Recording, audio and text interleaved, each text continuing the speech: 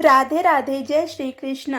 गोवर्धन पूजा को हिंदू धर्म में विशेष रूप से महत्व दिया जाता है। ऐसी मान्यता है कि इस दिन गोवर्धन की कथा के बिना पूजा अधूरी होती है। हमारे देश में दिवाली के उत्सव में एक सबसे खास पर्व होता है गोवर्धन का। इस दिन मुख्य रूप से गोबर से बने गोवर्धन पर्वत की पूजा की जाती है और घर की समृद्धि का आशीष मांगा जाता है। ऐसी मान्यता है कि गोबर से बना पर्वत घर की सभी समस्याओं का निवारण करता है और सुख समृद्धि का प्रतीक होता है। यह पर्व आमतौर पर दिवाली के अगले दिन यानी कि कार्तिक महीने के शुक्ल पक्ष की प्रतिपदा को मनाया जाता है।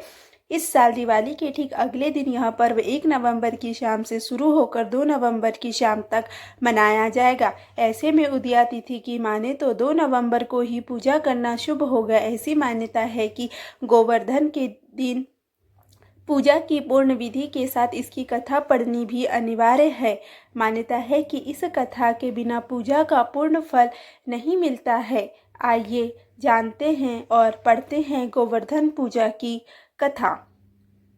गोवर्धन पूजा की पौराणिक कथा के अनुसार द्वापर युग में एक बार देवराज इंद्र को अपने ऊपर अभिमान हो गया था। इंद्र का अभिमान चूर करने के लिए भगवान श्री कृष्ण ने एक अद्भुत लीला रची।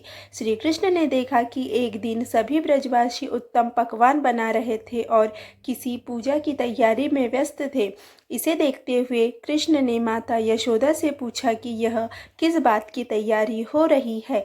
कृष्ण की बातें सुनकर यशोदा माता ने बताया कि इंद्रदेव की सभी ग्रामवासी पूजा करते हैं जिससे गांव में ठीक से वर्षा होती रहे और कभी भी फसल खराब न हो और अन्न धन बना रहे। उस समय लोग इंद्रदेव को प्रसन्न करने के लिए अन्नकूट चढ़ाते थे।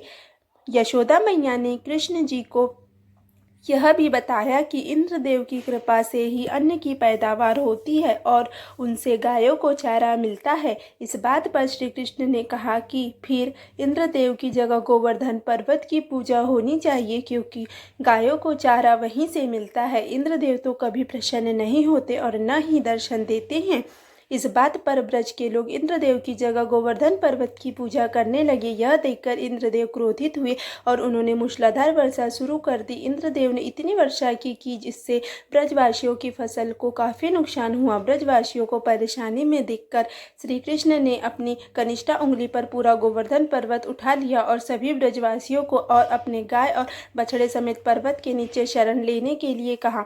इस बात पर इंद्र कृष्ण की यह लीला देखकर और क्रोधित हो गए और उन्होंने वर्षा की गति को और ज्यादा तीव्र कर दिया। तब श्री कृष्ण ने सुदर्शन चक्र से कहा कि आप पर्वत के ऊपर विराजमान होकर वर्षा की गति को नियंत्रित करें और शेषनाग से कहा कि आप मेड़ बनाकर पानी को पर्वत की ओर आने से रोके। इंद्र लगातार 7 दिन तक वर्षा करते रहे। तब ब्रह्मा जी ने इंद्र से कहा कि श्री कृष्ण भगवान विष्णु के अवतार है और उन्हें श्री कृष्ण की पूजा की सलाह दी। ब्रह्मा जी की बात सुनकर इंद्र ने कृष्ण से क्षमा मांगी और उनकी पूजा करके अन्नकूट का 56 भोग लगाया। तभी से गोवर्धन पर्वत की पूजा की जाने लगी और श्री कृष्ण को प्रसाद में 56 भोग चढ़ाया जाने लगा। गोवर्धन पर्वत गोबर का ही क्यों बनाया जाता है? ऐसी मान्यता है कि श्री कृष्ण को गायों से अत्यंत प्रेम था और वो गाय तथा बछड़ों की सेवा किया करते थे। यह भी माना जाता है कि गाय का गोबर अत्यंत पवित्र होता है, इसलिए इसी से पर्वत बनाना और उनका पूजन करना फलदायी माना जाता है। इस दिन गोबर से गोवर्धन पर्वत की आकृति